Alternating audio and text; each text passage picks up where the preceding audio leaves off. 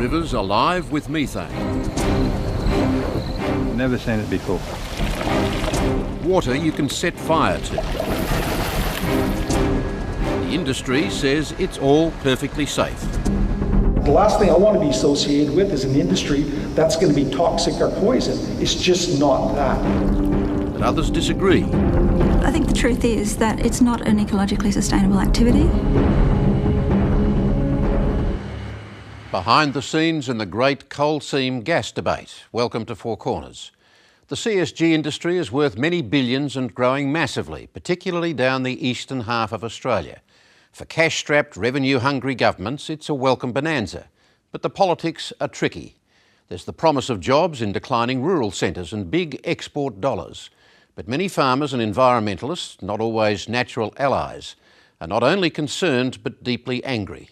The biggest concern is focused on the impact of mining on water tables and water quality, and how that in turn will affect prime agricultural land and town water. Under pressure, the New South Wales Government has banned CSG activity within 2 kilometres of cities and country towns. And the federal government now plans to assess future CSG projects for their impact on water.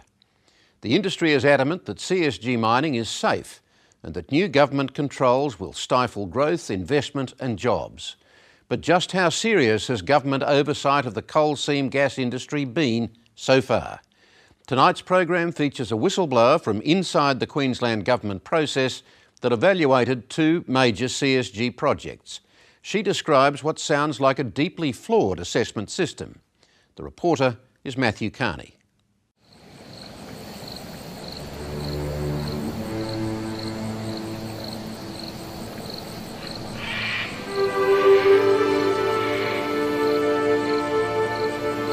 At the head of the Murray-Darling Basin, the Condamine River is bubbling gas.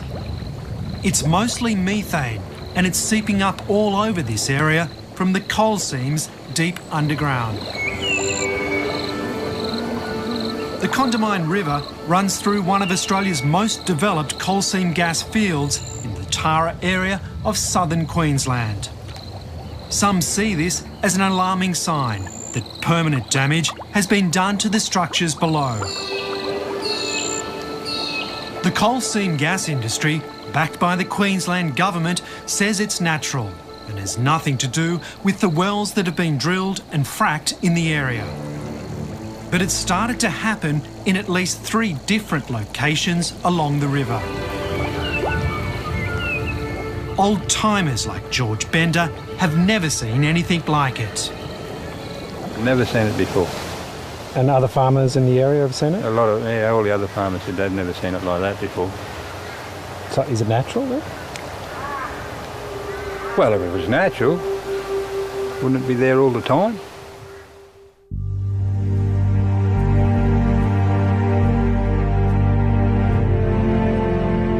George's property is in the heart of Australia's coal seam gas industry, which is growing at a phenomenal rate. The $50 billion industry is sinking up to 40,000 wells with a network of pipes, gathering lines and roads that crisscross the landscape. Massive holding ponds, these ones 5 kilometres long, contain water sucked from the underground. With the growth has come more evidence that Australia's greatest underground water source, the Great Artesian Basin, is being depleted and contaminated.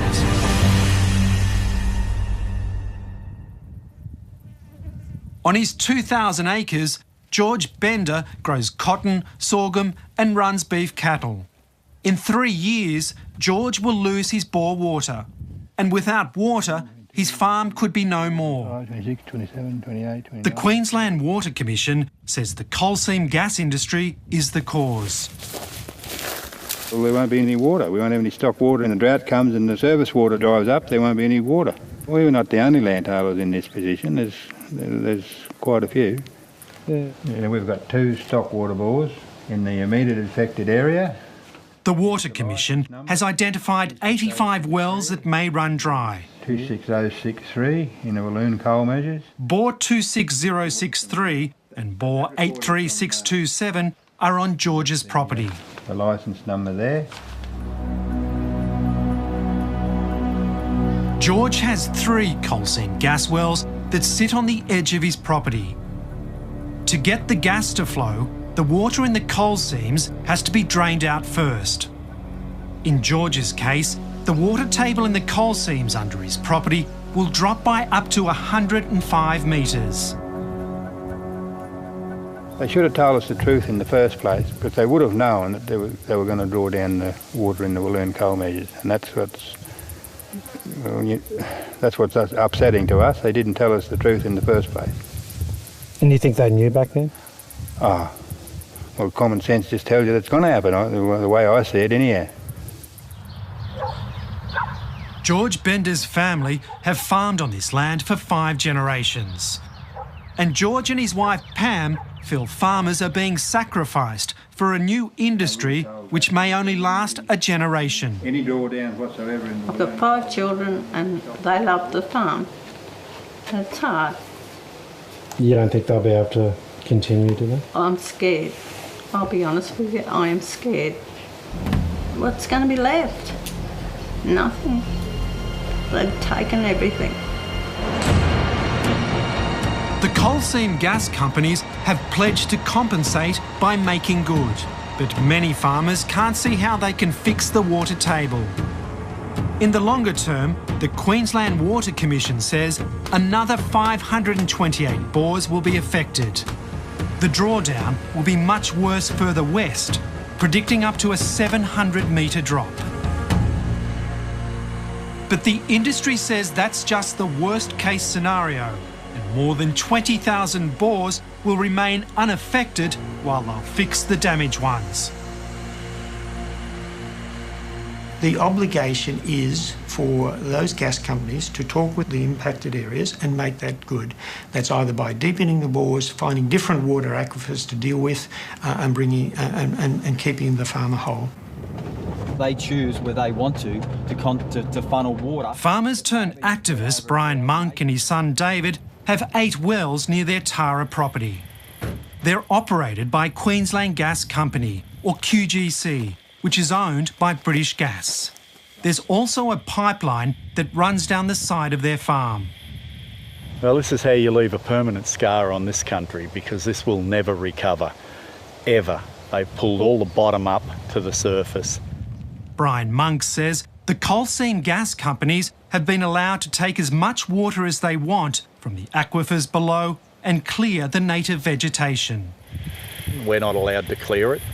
The farmer on the other side of our boundary line here, he's not allowed to clear it. But this foreign company can actually come in here and devastate 50 metres wide, 500 odd kilometres long. Whereas genuine Australians that actually own the land are not allowed to. Brian says the damage has already been done. The water table has been lowered, and he believes that's brought methane and poisonous chemicals like hydrogen sulfide and toluene into his bore. This is the bore that we used basically for washing dishes, showering and cattle. Now it's absolutely useless. And you can see the gas bubbling through it. QGC says it's naturally occurring because its wells are not operational. The government has done 3 reports on this bore and concluded it's safe and not flammable, a finding Brian Monk finds absurd. We're going to basically light the unlightable gas. The evidence now is everywhere. You can walk around our property, put a pick in the ground and read methane.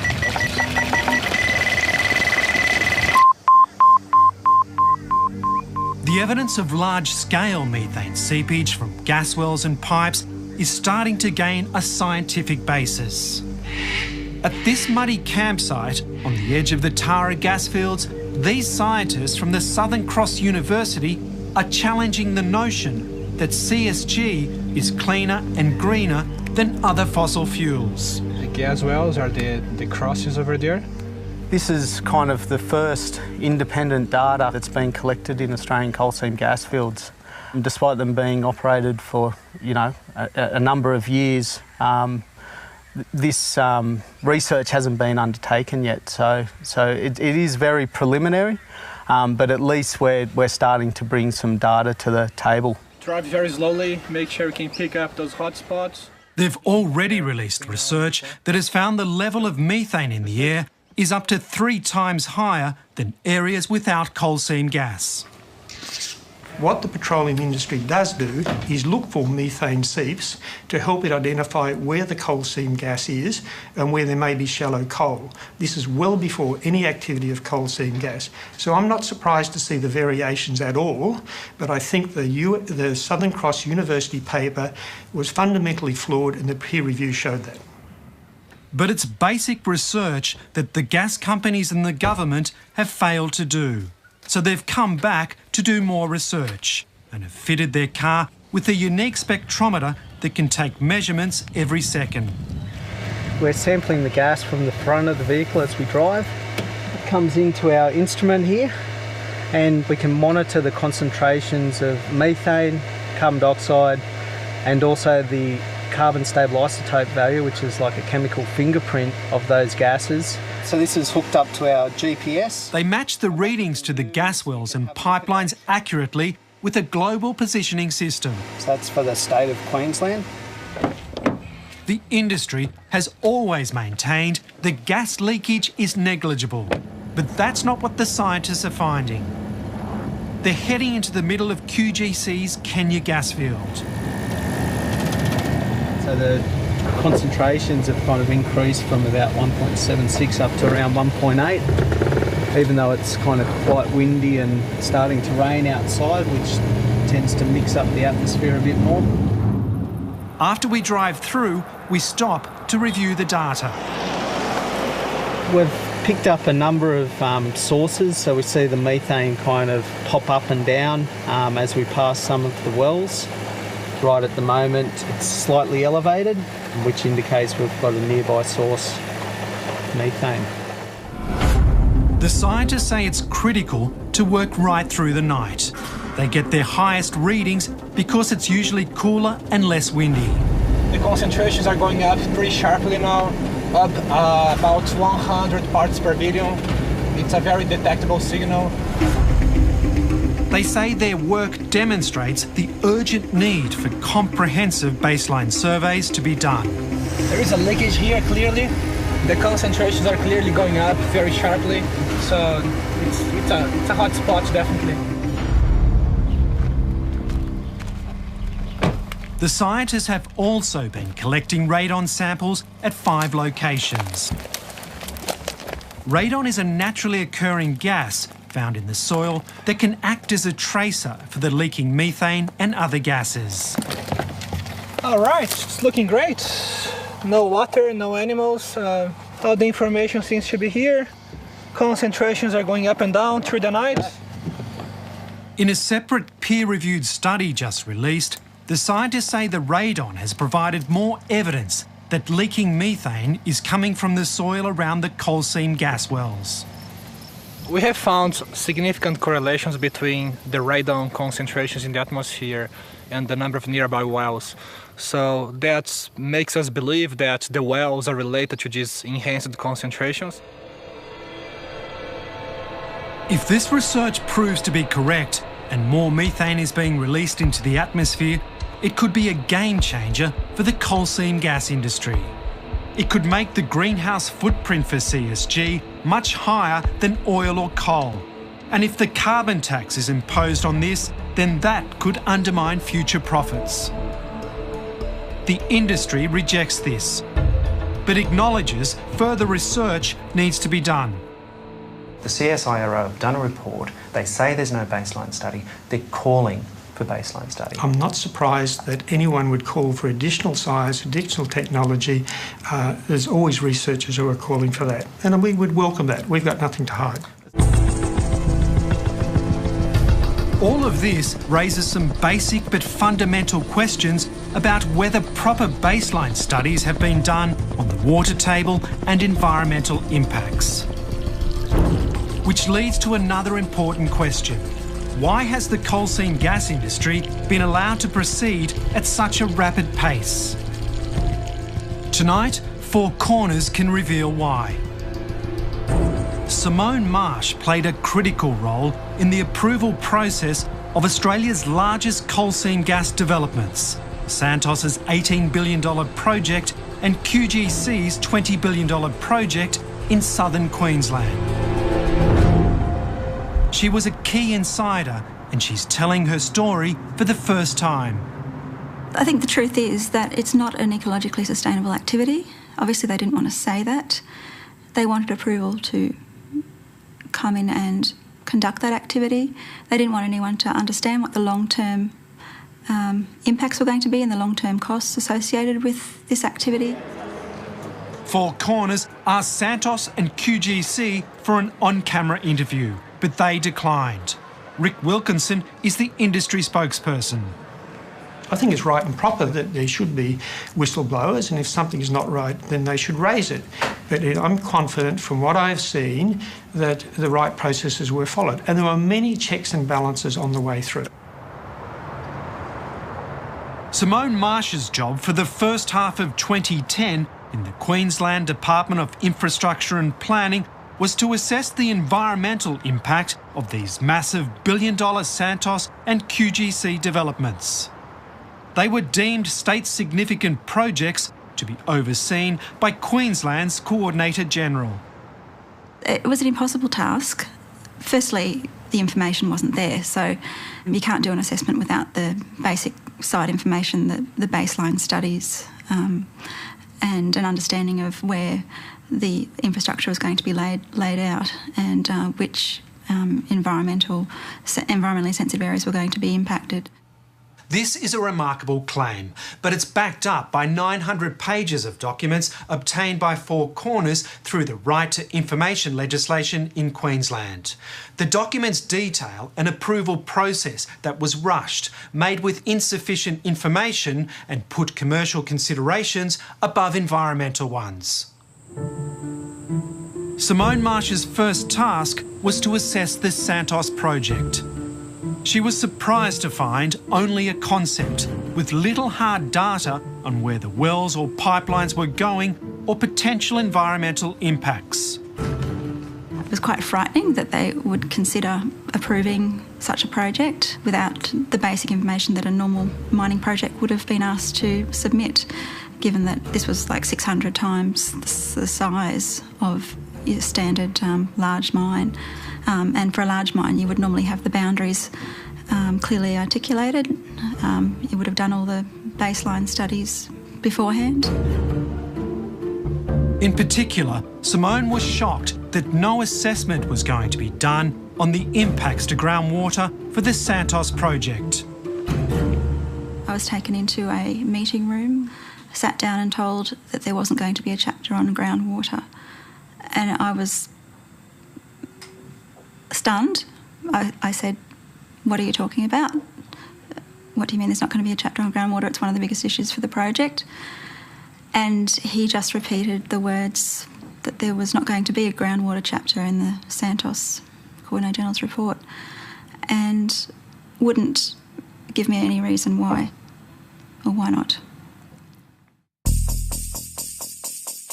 But a document from the 4th of May 2010 offers some explanation. It's a brief sent by the Department of Planning and Infrastructure to the Coordinator-General. It states, "As advised previously, not all the usual information is available." And goes on, "This has been difficult and uncertain without the full suite of information normally available. We are mindful of the Coordinator-General's report being able to provide a bankable outcome." They're after a bankable outcome, which is not anything to do with an environmental impact assessment process. They basically just want an approval. That's all they want, is an approval with some conditions that the companies can live with. When Simone Marsh learnt the timeframes for the Santos assessments were going to be cut short, she decided to act and wrote this email to her superiors listing 26 concerns. I wrote that email to make sure that the deputies, coordinator generals, the assistant coordinator generals and the project directors were aware that the information I had been preparing and that I had been drafting and sending through to the project directors was not making it into the final report, and that key information that and conclusions that I had drawn from the material that I could access was being altered or ignored, and that the proponents themselves were having a large role in dictating the information that went into the report and into the conditions as well. 3 days before the Santos report was due, Simone made one last attempt with this document to warn about the potential damage to the water table. The next day, there was this response. I have significant concerns with the words proposed by Simone. On the 28th of May, the Coordinator General at the time, Colin Jensen, delivered his report on the Santos project. There was no groundwater assessment, only half a page dealing with policy and legislation. But surprisingly, the Coordinator General said he was not convinced there was sufficient detail to determine impacts on environmental values.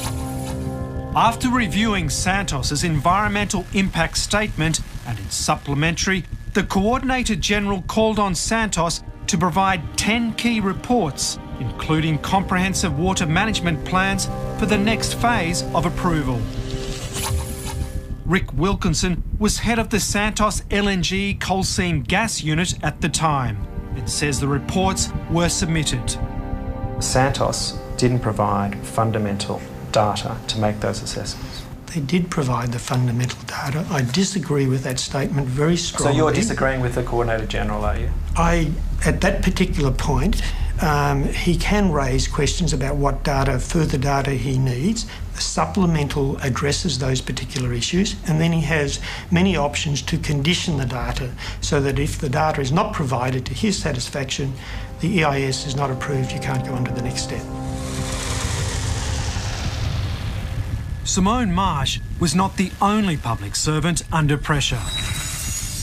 The right to information documents show her colleagues also did not have enough data or the time to make proper assessments. This document dated May 4th. We were given less than 4 weeks to deal with 10,000 pages of documents. Once again, I'm faced with a physically impossible request. Or this one that simply states under pressure. But that pressure was about to be ramped up. Simone was now going to assess Queensland Gas Company's, or QGC's, $20 billion project. We were only given a matter of days to prepare conditions for that report. We were actually not given any time to do any reading or assessment of the material. We were just instructed to write conditions for QGC, which is, again, unbelievably bad. I'd be very surprised that's the case. We provide the data to the government, to the bureaucracy. How they manage their internal workings is their business. I'd be very surprised if there's any justification behind that. So there was no pressure from the industry, is that what you're saying? I'm not aware of any pressure other than to provide the data which we had to provide to them and meet their timelines. The final straw for Simone Marsh came when she was instructed to write the greenhouse gas assessment for the QGC project in half a day. It was a brief with complex calculations and projections. I had tears rolling down my cheeks at work that day. I remember that day very clearly because I'd never actually cried at work before.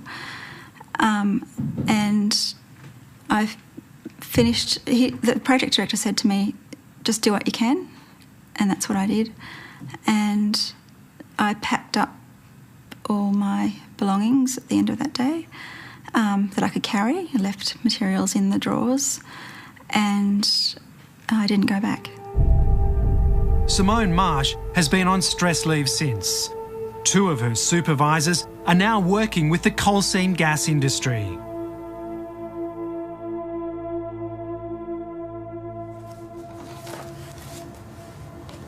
Chris McGrath is a barrister who's represented all sides in planning and development cases. He's assessed the right to information documents and says both the Santos and the QGC coordinated general reports could be tested in court. For him to sign off on this project, in my view, was a bad decision, a flawed decision, but it can still be lawful. He says there's a fundamental conflict of interest in the approval process when the Coordinator General's office becomes involved. The Coordinator General's main aim is the economic development of the state. And don't get me wrong, it's fine for components of government for that to be their, a major concern or their drive. That's fine. But you shouldn't also put them in charge of the environmental impact assessment process. That should be separated out so that you try and have some independence. I think it's a balance between economic growth and sustainable development. When you look around towns like Roma and Chinchilla, Miles, Dalby, those places are getting new families moving in, infrastructure, new airports. The unemployment rate in Dalby, according to the mayor there, is below 2%. When it came time for the federal government to assess the projects, Tony Burke, the Minister for Environment, got the Santos and QGC projects independently examined by Geoscience Australia. It found that parts of the company's environmental impact statements were insufficient or inadequate. There was no moment more significant than the direct briefing that I had in my office with Geoscience Australia. And what did they say to you? Well, it was the opposite of what the companies had said. So some of the companies had said to me that there was no connectivity, that each aquifer itself was watertight. And the information that came from Geoscience Australia was essentially, they said, we're not sure. There might be, and if there is, then you have a very significant potential impact.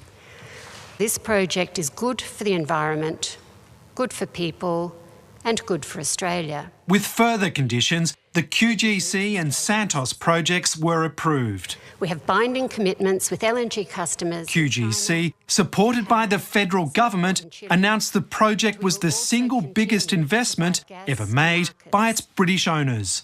We estimate that the project will increase economic activity in Queensland by 32 billion Australian dollars. But there's much more to Simone Marsh's story. She has boxes of other documents she will take to Queensland's top crime-fighting body, the Crime and Misconduct Commission.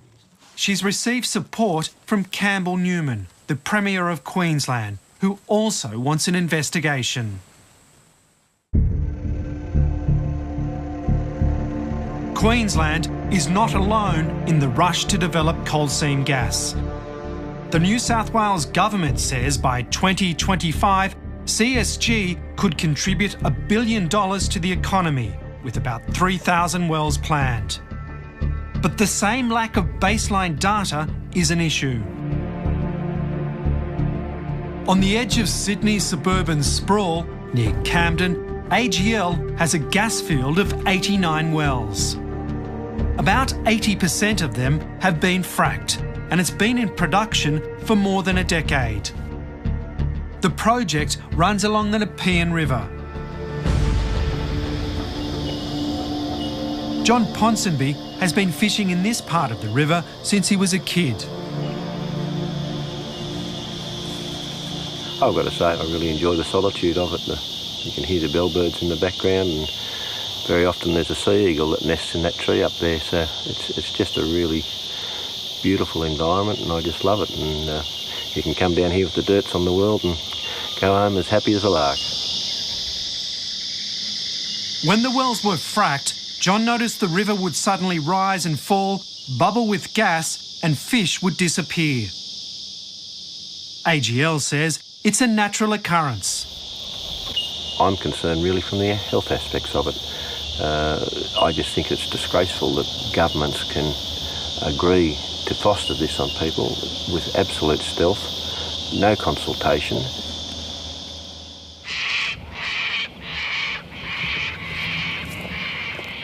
Scientist Dr. Gavin Mudd did a study into AGL's environmental record and discovered there's been no monitoring of the water table for a decade.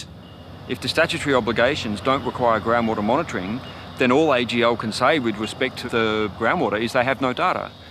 They can't say there's impact, they can't say there's no impact, there's no data. So in that sense, that's a big deficiency.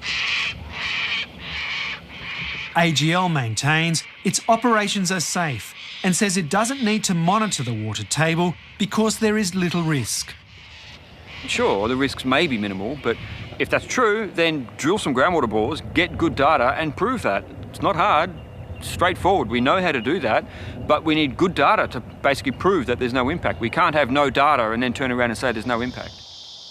The community was outraged when AGL revealed late last year that it had failed to continuously monitor air emissions from its gas plants. Or they wanted to make it look like... The residents were worried about the release of toxic gases. You should see what the others are like. This is a system that's supposed to have checks and balances, and yet they were in breach for 4 years without a single authority picking it up. It wasn't picked up in the so-called independent external audits.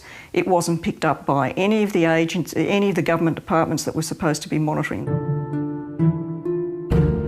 AGL says it was a minor licence breach, but an Internal Environment Protection Authority brief obtained by Four Corners says it was a serious matter because it undermines community confidence in the industry. Despite this, AGL has asked the EPA to review the need to continuously monitor air emissions because of the considerable costs involved. In that way, we have to understand... So when AGL proposed to expand its operations with 66 new wells and frack them under the streets and houses of southwest Sydney, there was open revolt. Some of that was released. AGL fronted up at community forums to tell their side of the story. What I don't want to see is coal seam gas mining going ahead now and in 40 years' time finding out it's this generation's asbestos. That's my point of view. We know it's not toxic. We have that information. That information is available. It has to comply with Australian standards. After 11 years of operation, AGL has announced it will monitor the water table, air emissions and leaking or fugitive gas. The last thing I want to be associated with is an industry that's going to be toxic or poison. It's just not that. And it's up to us. We have to communicate this to the community so you get a high level of confidence. And I don't expect for a minute that we're going to be able to change everybody's mind, but at least we can get the facts out there. And AGL said there would be no impact, but the residents don't believe them. Why don't we have the right as residents to demand that this doesn't happen? Why not go to a remote area? I do not want mining under my home or any people's homes in this area. Demand it doesn't go ahead. Happy to demand it. I don't care about inquiring. I just want to say no. Where is Barry? Where is Barry? Where is Barry? In the face of losing support in 4 key electorates, New South Wales Premier Barry O'Farrell responded. Shame, Barry, shame. Madam Speaker. He declared a 2-kilometre exclusion zone for coal seam gas around residential areas.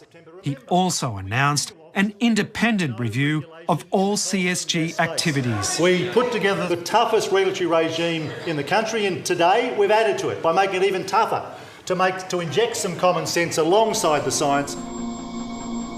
The new regulation effectively put an end to AGL's plans. But not every community has been a winner. About 320 kilometres north, in the New South Wales rural town of Gloucester, the locals are warming up for a fight.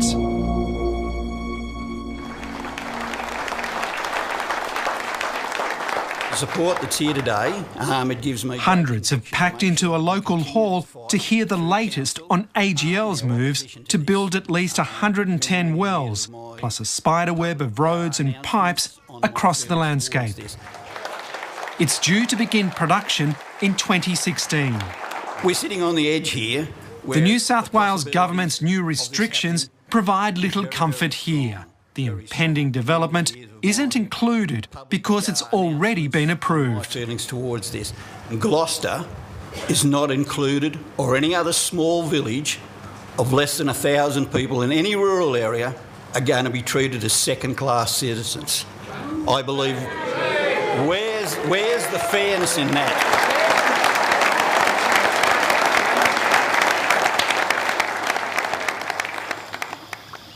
As a local mayor, John Rosenbaum feels a special obligation to try and protect the valley he's called home for 40 years. He is worried about the cumulative impacts of potentially hundreds of coal seam gas wells, plus 2 new coal mining proposals. That's what this area is looking at, an industrialisation of our valley. So that's the real outcome of all this in the future if it's allowed to grow, with the possibilities of damage to our natural beauty. The uncertainty of the long-term impacts of coal seam gas has already had a deeply personal effect on John and his wife Diana. Are you sure you're going to keep all these books? Yes, they all have memories. They're all full of memories. The couple have recently moved from their family farm of 40 years after selling their land to a mining company. All the sporting ones together. The dreams were to build a new home, and then, of course, the industry came along, and that's a whole new ball game for us. These are all of the farm. After the properties were sold around us, the coal seam gas actually developed at the back of our farm. The first exploration wells, I've been living this for nearly 8 years. Just got too much. So we walked away. And that still haunts you, that? Yeah, oh yes, yeah, it will. For a long time. Tell me why. The memories. My children. I'm sorry. It's okay. The emotional turmoil that's accompanied the arrival of coal seam gas isn't confined to farmers. So Gloucester is surrounded by state forests and national parks. And very cold in the winter. And isn't it sad that they're going to try and mine? It is sad, isn't it? Really, really sad. They're terribly wrong. Yes. So what I'm going to do now is pass some thyme honey and some paddle pop sticks around. Karen O'Brien runs a herb farm and welcomes 150 busloads of tourists each year. I don't need to say this, but please don't double dip, OK? She says if the tranquility and beauty of the area is put under threat, so too is the region's $30 million tourism industry. Which again is a mild relaxant. They put 4 pilot wells in, and I had to ring every day about the noise of the trucks. I had a few coach drivers who told me that I would have to go, instead of talking personally to them, I would have to get a microphone. I would have to amplify my voice. I'm also concerned if we have that amount of movements of trucks, will anyone want to come here with that noise surrounding them? AGL says its track record shows it can comfortably coexist with other land users without harm to the environment or to human health. It's not only locals concerned about the possible detrimental effects. Professor Philip Pells has worked as a consultant for the mining industry for 40 years, but he says he's never seen anything like the groundwater study underpinning the AGL project. I don't think I've ever seen something drawing such broad-ranging and significant conclusions on such a limited amount of information and with no numerical modelling. I've never seen it. Professor Pell's main concern is the project's potential impact on the groundwater system. Gloucester is different from other coal seam gas regions. What is beneath the ground in one patch of land is completely different in the next. So a study of the entire area is needed. But again, it hasn't been done. It's a very complicated geology, and therefore it's very difficult to get an accurate picture of the geology and what controls the groundwater systems. Professor Pells has studied AGL's report, which found there was no evidence of natural connectivity or movement between shallow and deep groundwater systems. If we let it run again... He ran the numbers through his own computer. The data indicated that even after 1 year, there could be impacts to groundwater, which could diminish base flows to the rivers, particularly in times of drought. In a farmer's bore up there, it would now have no water in it. After 10 years, the impacts could be substantial. The groundwater system has now been substantially depressurised. We took their conceptual model exactly how they presented it, with their geometry, with their parameters, and we put it in standard software that you can buy from the US of A or anywhere you like, and we ran the model. And it simply shows that they are connected. I'm just disappointed that a conclusion was reached which clearly isn't supported by their own model. The big issue is that the groundwater regime feeds into the rivers. If that water is now going downwards in a downwards direction towards a depressurisation, then it's not feeding the rivers. So we're losing base flow to the rivers, and that's the big ticket item.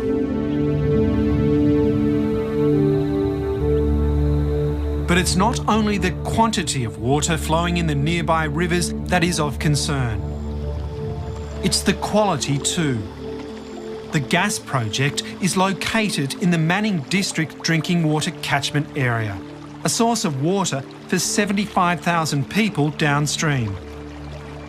The risks are that we have a catastrophic failure associated with this development, and that essentially knocks out our water supply system, even temporarily, in the local area. And we find ourselves in a position where we can't supply water to our 75,000 people who rely on us. That's the potential risk.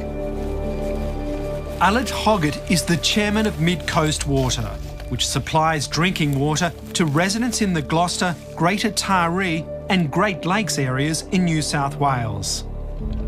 Mid Coast Water wasn't consulted before the New South Wales Government approved the AGL project in February 2011.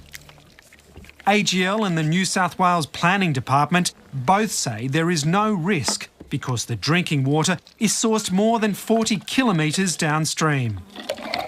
For us to be included so late in the process, and for that absolutely critical issue of catchment management and drinking water supply to be completely overlooked, I'd suggest that's probably a fairly serious failure of the process. About 70 kilometres downstream at Mount George, the Manning River is the heart of Ken Squire's pristine beef farm. The farm survives on the clean water he pumps directly from the river into his cattle troughs and house tank. The importance of this river is unsurpassed for us because it's our lifeblood. We actually rely on water out of this river every day. We can take it to our house, we can take it to our storage tank at the Old Bales. If our river gets polluted, there's no option for us but to say ta-ta to our lifestyle. We've just got to give it up, we've got to get out of here.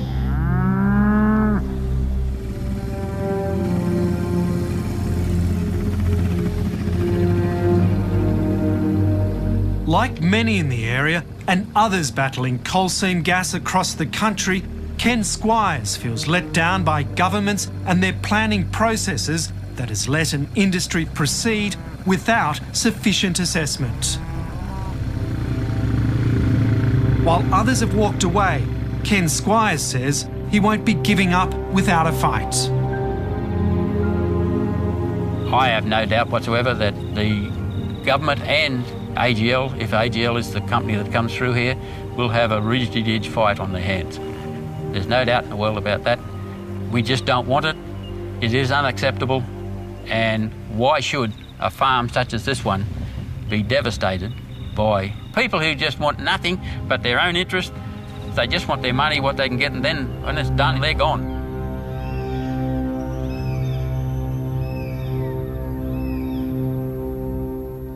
One of those sticky issues that isn't just going to fade away. We did invite QGC, Santos and AGL to participate in this program, as well as the Queensland Government. All declined an on-camera interview. The three companies have provided written responses which are on our website.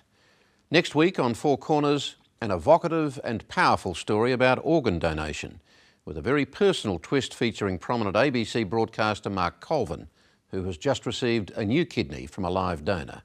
Until then, Good night.